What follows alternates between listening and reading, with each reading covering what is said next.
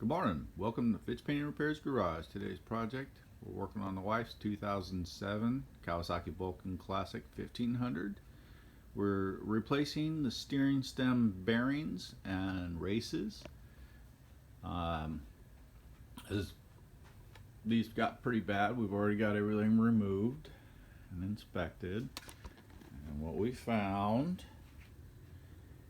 was the races are worn really bad. See them lines in there?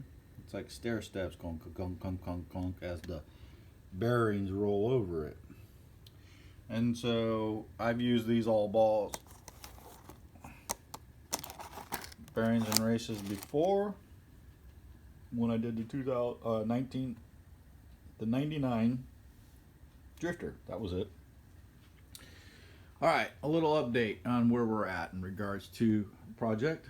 As you all know, we survived the hurricane that just blew through, Ian. We're here in Central Florida, just north of Orlando. We were lucky that it spared us, but several people we know in the surrounding areas were hit pretty bad, flooded and whatnot. And so recovery efforts are happening slowly. Send your prayers out to everybody. But everybody that I know personally is all safe. So we just got a fence to mend, and that's it. So we're going to go ahead and get the new bearings installed. We got to get the bearing off of the steering stem. We'll pop that one off, press the new one down on it, get the new one. This one here just slides on. And then we'll get that all put back together, and that should be good. And then a little update on where we are with the two Triumph motorcycles, because I'm sure everybody watching is actually interested in those. So what we've got is we replaced the amyl carburetors. This is the 63. And we took the amyl carburetors off and we ordered a set of Mikunis because the 67 has the Mikunis on it. And it runs awesome. This bike just runs really well. This one here, we've had a little bit of issues. I'm getting to suspect by the nature of how this one is running that this engine's no longer a 650. It's probably punched out, and so this one's probably a 750, possibly even an 800. It has a lot of compression and a lot of power. So this bike is really strong. And what I'm having issues with is mid-range performance on it. Basically, when you're riding, you hear it stuttering, going down the road at low RPM, and low torque settings. And so what this probably means is the jets are too small. And when I pulled them apart and cleaned it in the clip size, this one's got a different set of needles in it, different size jets. The pilot jet is a one. Let's see, we had a what was that? A 190 main and a 25 pilot jet, and I forget the number of the needle, but the needle clip was on the middle setting, so we adjusted the clip to the bottom setting to lift the needle up higher out of the seat for more fuel, and that caused it to run worse, so we went the other way. That one is set on the bottom setting, the bottom clip, so we matched what is on the 67. But the 67 is running a 35 pilot jet and a 220 main. So we're going to go ahead and upgrade the jets in this one to match what that is in that one. Now I'm suspecting this engine here, by performance and how it runs and how it starts, compression on the kickover, that this one is probably a stock motor. Nothing actually done to it. But this one here I believe is cammed and probably bored. So this one here is definitely more of a racing engine. Now this one here is actually the TR6 SS engine. It's a 66 engine on it. It's a rare engine. They only made 83 of them. This bike was originally sold in England, and through some of the preliminary research that I've done, if I'm wrong, please correct me, but from what I understand is most of the TR6 SS engines motorcycles were the police motorcycles, and they used them for law enforcement. And so this one here, the guy who owned this bike was a British motorcycle technician, and the information I got from the family was that he's had this motorcycle for a long time, possibly going back to the 60s, but definitely in the 70s. And he was always upset that the fact that this motorcycle did not have matching number cases to the frame. And so he's had it in this configuration with this engine that long. And he lived here in the States, so it was imported at some point, probably in the 60s. I'm saying the engine's a 66, and it's possible that 4 or 5 years later it was auctioned and sent over. I don't know. I don't have the history on it. If somebody could find out, that'd be awesome. But that's where we're at, in particular on that machine. She's running pretty good. She kicks over pretty easy now. It's just that mid-range. So might need a top end job, valves, maybe some rings or something like that, and have cylinders honed or something. I don't know. We're getting a little bit of blow-by oil on it, but I really haven't ridden the engine long enough, to really know, because I'm just now getting the carburetors dialed into where it runs, and I'm not worried about leaving me stranded. So, but this one's running pretty good right now, and the 67's running great. The 67 just needs a clutch adjustment, so I'm gonna have to pull the primary off to retension the springs on the clutch plate. Make sure that it's all adjusted evenly. Getting a little bit of slippage on high takeoff, high revving takeoffs. If I'm cruising down the road and I roll on full throttle, the clutch slips a little.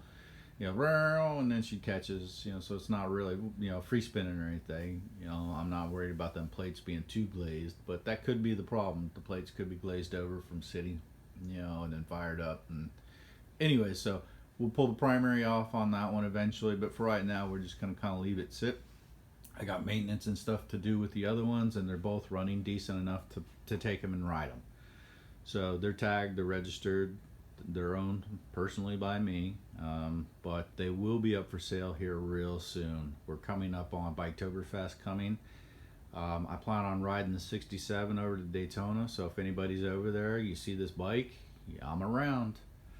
So it will be up for offer. If you're interested in it now, make me an offer. I'm not ready to put them up for sale unless it's the right person and the offer's correct. So somebody out there will enjoy riding these motorcycles. My 96 dyno over there is just waiting for me to sell these two so she can be brought back out and ridden. So I got to take her for some rides here pretty soon now that we've got some good weather, and I need to get the 86 Shadow out with the sidecar package. So I putted them around a little bit right before the storm came, but we packed everything up. We had the garage full of everything, so I couldn't even work on stuff. All of our lawn furniture and patio stuff was all shoved in here, trash cans and everything. So we fared fine during the storm. Hopefully everybody else, didn't incur too much property damage. My dad did. Not have any problems out there. A little bit of roof damage, I think, on the back room, and we'll take care of that shortly. Oh, here's a little update on the 66. The 66 is mounted, the carburetors and McCuney carburetors are mounted with these little rubber pieces.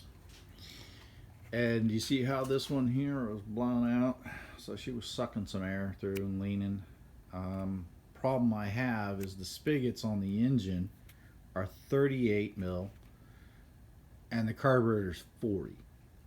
So we have to compress that down. And then I could not find 40 mil here locally. I'll have to keep looking. They were just out.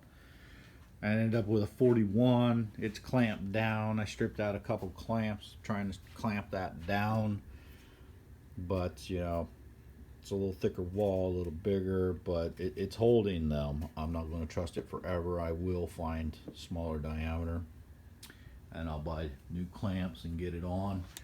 But I had gone to the plumbing section at Lowe's, or Home Depot actually, and they have these plumbing connectors here like this.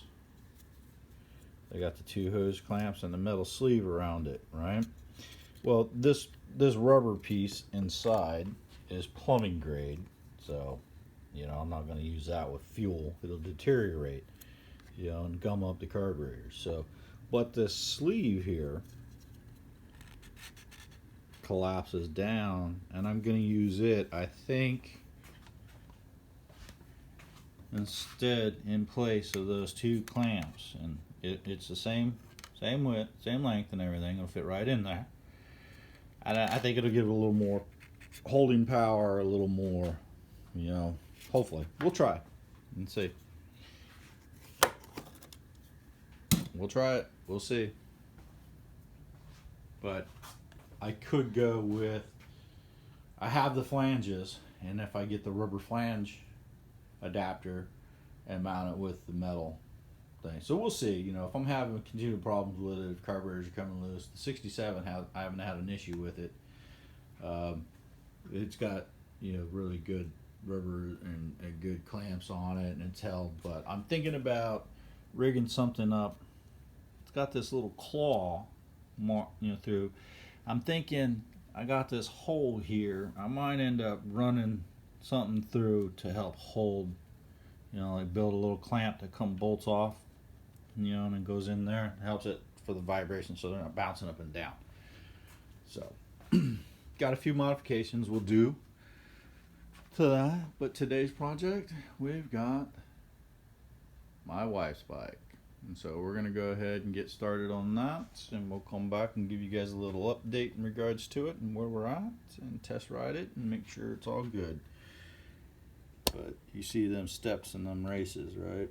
That's the bottom one, and that's the top one. The bottom one was definitely worn. When you turn the handlebars left or right, you could hear it, gunk, gunk, gunk, gunk, gunk, gunk, and you really feel it in the handlebars. But we had that big heavy fairing on there, and hopefully that didn't contribute to the wear. It probably did, so we're gonna put it all back together, and we're gonna see. We're gonna test ride it without it, and we're gonna see. But with that fairing on there, it was hard to feel that clunkiness of the front end. You knew something was wrong, like you would go around the curve, go around a corner or something, and when you straighten the handlebar back out and the front wheel and stood the bike up right, you would feel this, kind of weird feeling in the front end, and just hard to pinpoint. But once I got all the fairing off of it and everything, and I was standing there, testing it and checking it, you definitely could feel it. I didn't have to go far in the inspection to find what the problem was. I thought maybe it was wheel bearing or axle or something like that. I did find that there was a small spacing issue on the front axle. So, but this machine had a little bit of a life. Wife rides it, she enjoys it, but that neck bearing is notorious for wearing out. And we'll go ahead and replace it and see where we're at. Have a good day.